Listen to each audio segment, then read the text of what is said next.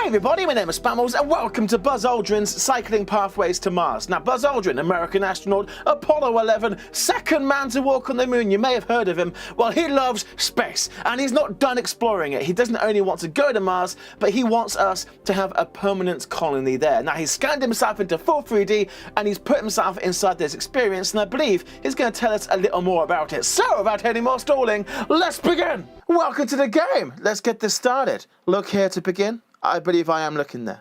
There we go.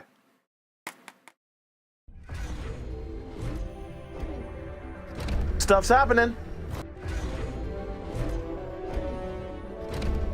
It feels like we're going to go on an adventure. I want to back up. Oh my God! I'm Buzz Aldrin. Hi, Buzz! I was honored to be a member of the first crew to set foot on the moon in 1969. My colleagues on that historic Apollo 11 mission, Neil Armstrong, Mike Collins, and I, represented a challenge set in motion by President John F. Kennedy. And he's off! We choose to go to the moon in this decade and do the other things, not because they are easy, but because they are hard.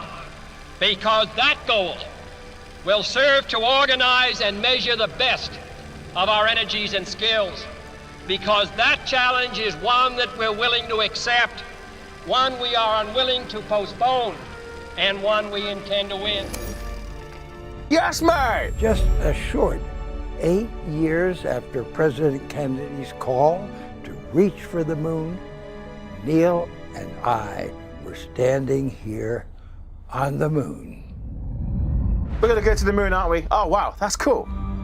That's one small step for man, one giant leap for mankind. A dream of centuries transformed into reality. But I want to be remembered for more than just kicking up moon dust. I want my legacy to include laying the groundwork for a permanent human settlement on Mars. And I have a plan. That plan is called Cycling Pathways to Mars. Yeah! Bye! Cycling Pathways to Mars is more than a single mission. It's a permanent transportation system to build and sustain a human colony on Mars. Using planetary orbits and resources from the moon, we're able to power 2 spacecraft in continual cycles to Mars and back. The carefully designed flight path gives us an unprecedented number of trips to Mars in the most efficient way possible. But let's go step by step and look at what powers this complex chain of activity. And for that, we must start back where our journey began, the moon. To the moon! The mining base. Oh, wow. Oh, wow. One of the keys to sending humans to Mars is acquiring the rocket fuel we need from the surface of the moon. Within permanently shadowed craters on the moon is a mother lode of ice that can be turned into rocket fuel. We will also need to use the moon as a place where we can tele-robotically assemble similar habitation modules and test the systems we will use on Mars. Seems simple enough. Destroy the moon, go to Mars. If traveling to the moon were like crossing a small lake, traveling to Mars would be like crossing a vast ocean. While it took my colleagues and I 3.5 days to travel to the moon, it will take 6 months to travel to Mars. To make this incredible journey, I've designed 2 long-duration spacecraft to withstand the many rigors of the trip while remaining extremely efficient. I call these spacecraft cyclers.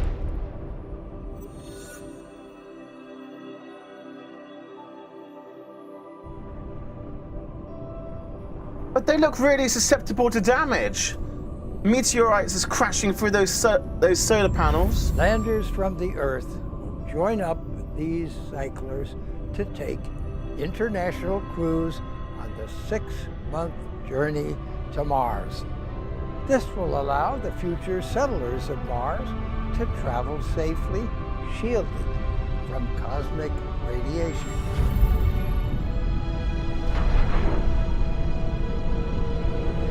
Okay, seems simple enough. We've got 2 buses basically, and you go and you join the bus, get a ticket for 6 months, pop out the other end, and Bob's your uncle, Fanny's your aunt. You're on Mars! By the way, VR is awesome. I don't know if I say it enough, but this is fucking awesome! I'm in space, hovering above the Earth, and there's a cycler there. Not even built yet. It's not even a real thing. But here it is, a boosh. Just as we used our moon as a stepping stone for our departure, we'll use Mars's moon as a stepping stone to our arrival. Before reaching the surface, the crew will occupy the Martian moon Phobos. There, they will spend 2 years remotely controlling the assembly of habitats, greenhouses, and other facilities. When the crew and mission control are satisfied everything works properly, they will make their final descent to the surface. What once seemed like a dream will become a reality. The first human life on Mars. This seems extraordinarily simple. Why aren't we doing this yet? Oh wow, I've become Matt Damon. On the surface of Mars, the first inhabitants will learn to live off the land.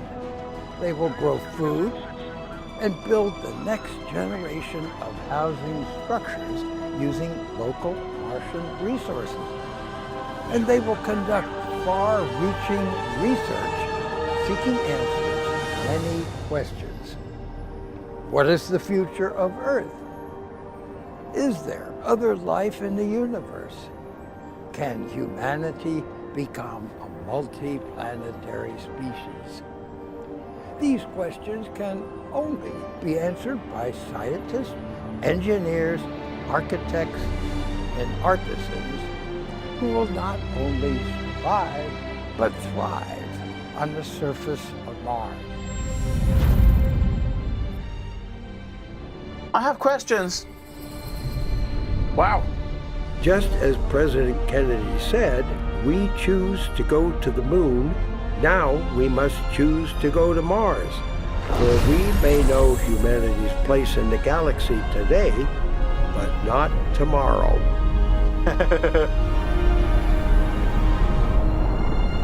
He just answered one of my questions. The fundamentals of cycling pathways to Mars will serve as a blueprint for sustainable, efficient, interplanetary travel.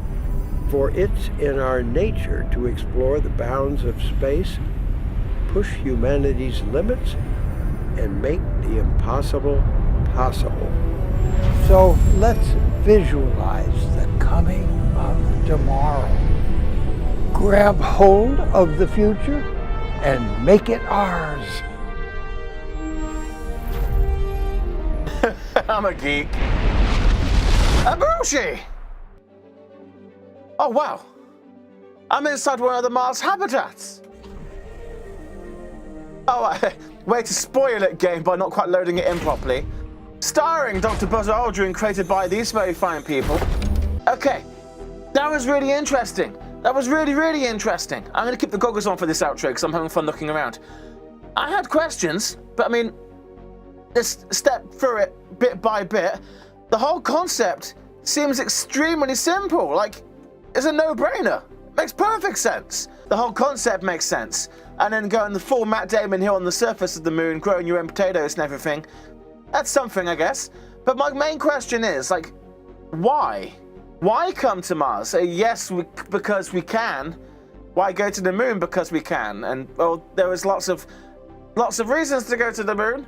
Why do we want to live permanently on the Mars? Like, what is there? Oh, okay, game. Thanks for bringing me back here. What is there to gain from us having a permanent presence here? Is it purely as a mining colony? Because it's not exactly got good beach weather. I mean, oh yeah, it's hot all the time. Go to California if you want hot weather all the time. This was awesome. I feel educated, which is a good thing. I hope you do too at home. Am I even looking at you? I hope I am. Anyway, on that bombshell, thank you for watching. Rate, comment, and subscribe. And I'll see you in the next episode. Goodbye, everybody.